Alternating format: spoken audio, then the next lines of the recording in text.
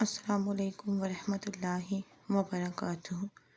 ربی اشرح لی صدری ویسر لی امری واحلل عقدۃ من لسانی یفقہوا قولی۔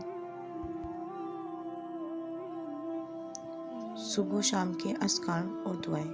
حضرت انس رضی اللہ تعالیٰ عنہ کا بیان ہے کہ رسول اللہ صلی اللہ علیہ وسلم نے فرمایا کہ مجھے ایسے لوگوں کے ساتھ بیٹھنا حضرت اسماعیل علیہ السلام کی اولاد میں سے 4 غلام آزاد کرنے سے زیادہ پسند ہے، جو نماز فجر سے طلوع آفتاب تک اللہ کا ذکر کرتے ہیں، اور مجھے ایسے لوگوں کے ساتھ بیٹھنا 4 غلام آزاد کرنے سے زیادہ پسند ہے، جو نماز عصر سے غروب آفتاب تک اللہ کا ذکر کریں۔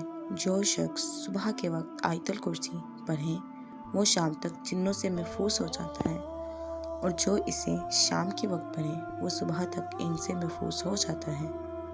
جو شخص آخری تینوں کل 3 دفعہ صبح اور 3 دفعہ شام کے وقت پڑھے، یہ عمل اس کے لیے دنیا کی ہر چیز کی کفالت کے واسطے کافی ہو جاتا ہے۔